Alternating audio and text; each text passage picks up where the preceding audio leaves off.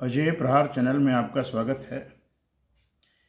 हम सभी का ध्यान आकृष्ट करना चाहते हैं कि अंतर्राष्ट्रीय जनसंख्या विज्ञान संस्थान, जिसका मुख्यालय मुंबई में है, उन्होंने एक अध्ययन किया हुआ है वायु प्रदूषण को लेकर के, जिसमें अति सूक्ष्म कण, जिसको PM 2.5 बोला जाता है, उनकी बहुतायत हिंदुस्तान के सिंधु और गंगा के मैदानी इलाकों में सर्वाधिक है।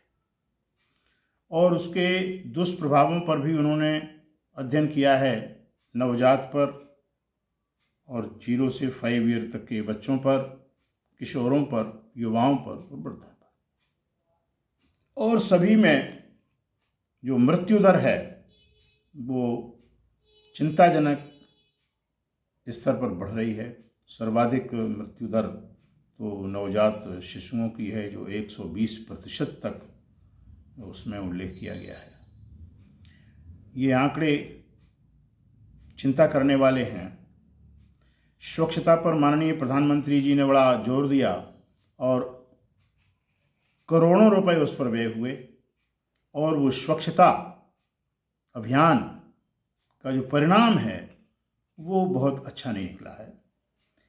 दरअसल पूरे हिंदुस्तान में अगर आप देखें तो एक आध दो महानगरों को छोड़ करके जितने नगर निकाय हैं वो कूड़ा उठान में, कूड़ा निस्तारण में, गंदगी निस्तारण में, नालियों के निस्तारण में और समूची सफाई के संदर्भ में पूरी तरीके से विफल हैं।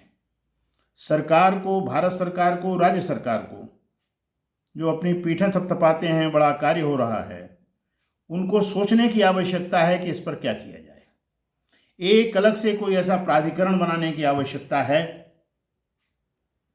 जिसमें ऐसे कुशल कर्मचारी और यंत्र हों जिससे स्वच्छता हम बहुत अच्छे स्तर तक ले जाएं। इस देश में 788 करीब जनपद हो चुके हैं और अधिकांश जनपदों में वायु प्रदूषण की स्थिति चिंताजनक है। जब तक हम स्वच्छता पर जोर देकर के फलोन्मुख कार्यक्रम नहीं बनाएंगे, जब तक हम स्वच्छ ईंधन इस प्रकार की व्यवस्था जब तक नहीं करेंगे, रसोई में जो ईंधन हो बड़ा स्वच्छ होना चाहिए, वाहनों में जो ईंधन हो वो बिल्कुल स्वच्छ ईंधन होना चाहिए, 0 उत्सर्जन की स्थिति लाने की आवश्यकता है इस समय। यदि इसमें हम जरा भी ढील करते हैं तो इसके परिणाम भयावह हैं। हम केवल जगह जगह पर एक बोर्ड लगा दें कि वायु की गुणवत्ता ये है, वायु की गुणवत्ता ये है, उससे काम चलने वाला नहीं है। गुणवत्ता इस स्तर पर लाना होगी कि हमारे स्वास्थ्यों पर कोई प्रतिकूल प्रभाव न पड़े, और इसके लिए पूरे प्राणपण के साथ जनता को, शासन को, प्रशासन को कदम से कदम मिला करके चलना पड़ेगा। अन्यथा जिस प्रकार के आंकड़े आए हैं ये चिंता करने वाले हैं और भविष्य बहुत अच्छा नहीं कहा जा सकता है।